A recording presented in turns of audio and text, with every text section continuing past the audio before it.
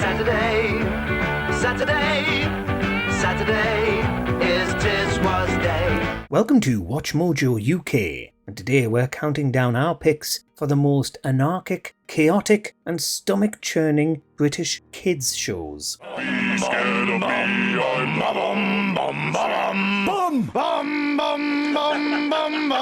Before we begin, we publish new content every day, so be sure to subscribe to our channel and ring the bell to get notified about our latest videos.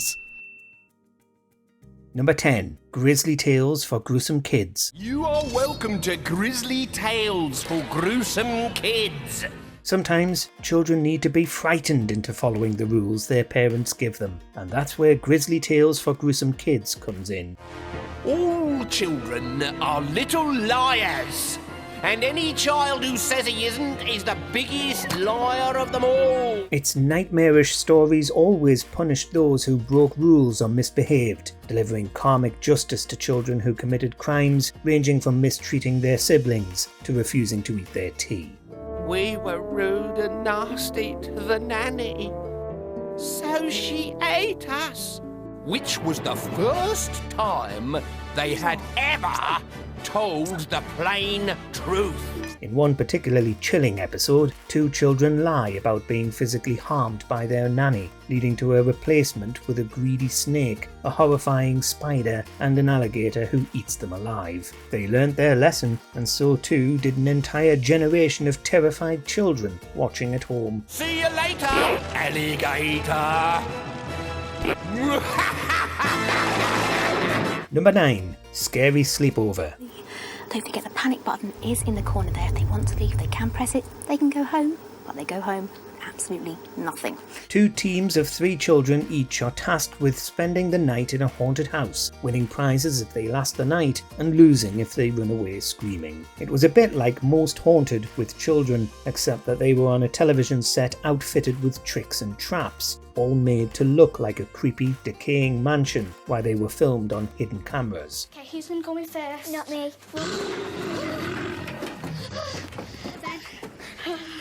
No, let's not.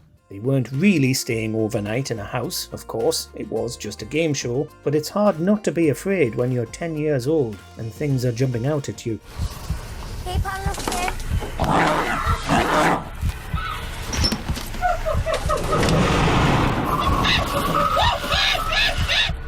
We can imagine that today's generation of helicopter parents would be horrified at inflicting such terrors on their children.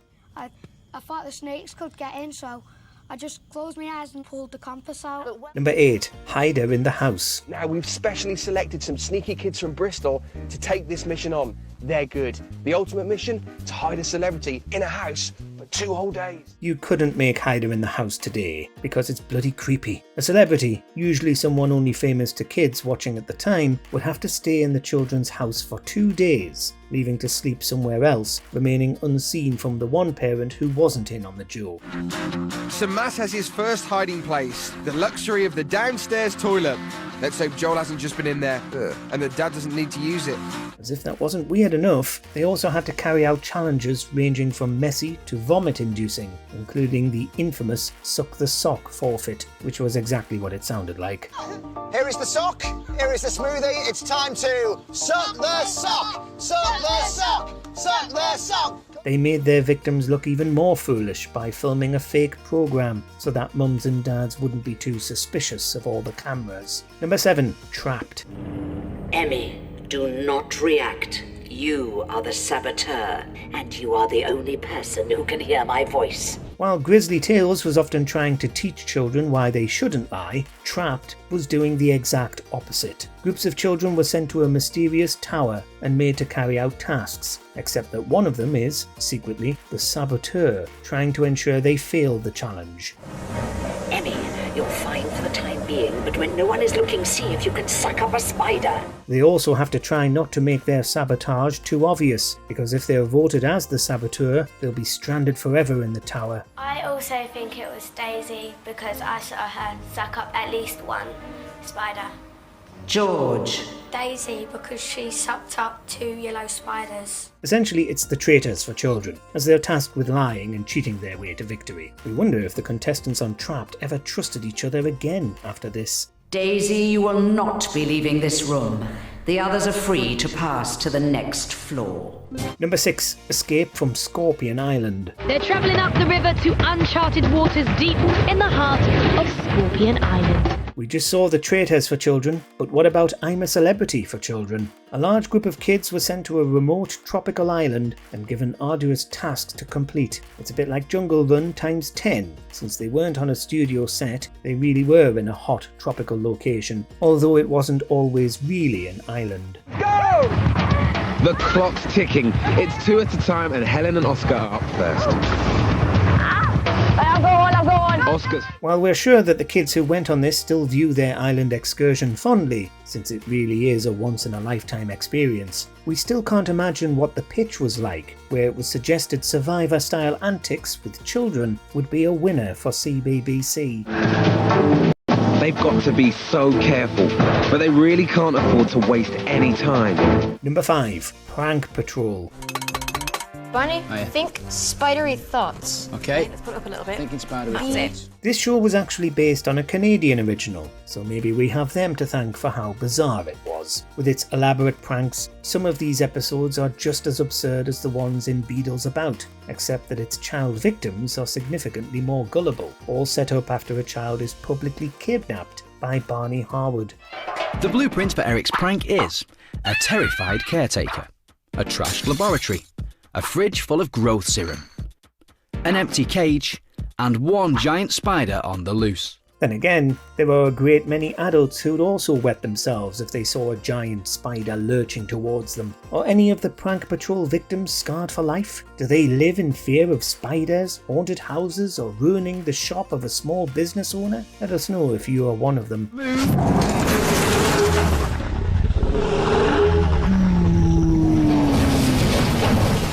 Hey, look at Tom's face, he can't believe it. Number 4. Stupid. This surreal sketch show primarily featured children in its main cast, along with a handful of comedy actors kids really wouldn't have been familiar with. But that means you'll be learning all day on your own from now, Casey. Didn't think it through, did I? You're a stupid little barrister, aren't you? Objection! Overruled! Using his big computer-generated computer, the King of Stupid inflicts stupidity on Britons at a moment's notice, generally causing them to ruin their own life. Grant! No!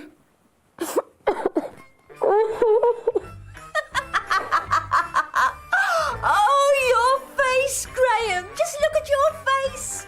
Gotcha! The most memorable and deranged sketch is, of course, Devil Finger, which led to no end of suffering for parents and teachers alike during the time this programme was on the air. Children up and down the country pretended to be possessed by a demonic entity just so that they could prod their friends to the brink of sanity, all thanks to this. Devil Finger! Devil Finger! Will you stop that? Number 3. Tiswas. Here we've got custard. We have to start with custard. It is a custard pie championship, but as you can see, it just doesn't travel. And if you sort of... Doesn't really do anything, does it? The original anarchic Saturday morning programme. You won't find a Gen Xer today who doesn't think Tiswas was the height of children's entertainment. And perhaps they're right, since it ruled television for 8 years. It was pure chaos, bringing kids the joys of custard pies and gunge tanks, still staples of British children's programming today. No, he's withdrawn his labour again, no flan flinging, and they're out on strike again. Oh, no. Stone me. Oh, yeah. There they are.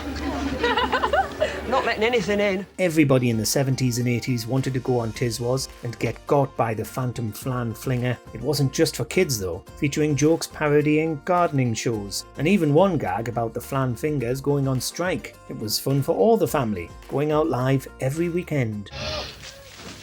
You're revolting! Right, that's that over with. Good. Number 2. Horrible Histories. My name is Charles II. For our money, this is the greatest children's sketch show of all time, managing to educate children about history while also always being entertaining. But you can't deny that there isn't something bonkers about selling children satirical ringtones of the programme's many iconic songs. But it wasn't just the weekly songs kids loved, it was all the gore and violence. Hi, I'm a shouty man, and I'm here to tell you about New Criminal's Head. It's the Roman medical sensation. There was blood, bodily fluids and severed body parts galore, with sketches lifting the lid on some of the revolting food crusaders were forced to eat to avoid famine, how the Black Death was spread, and what hospitals were like before Florence Nightingale reformed them. Emperor, how can you do that? Oh, it's very simple. You just get a Christian, tie him to a stake, dip him in tar, stick a wick on top of him, voila! Christian candle.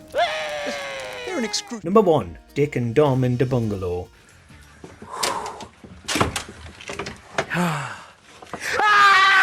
Their body move! Detective Inspector Harry Bat Toilet Squad. 20 years after Tiswas went off screens, it got a spiritual successor over on CBBC with Dick and Dom in the Bungalow. It was so controversial that it triggered a moral panic in the parents of the day, sick to death of their unruly children shouting bogies in public. He's been learning this for years.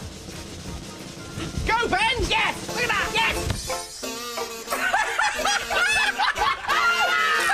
Kids, known as bungalow heads, would compete to win prizes in various challenges, ranging from tame to revolting, with every episode ending in an all-out brawl fueled by the show's own iteration of custard pie's creamy muck-muck. Perhaps if I could just get a quick comment from Piece of Fluff on this.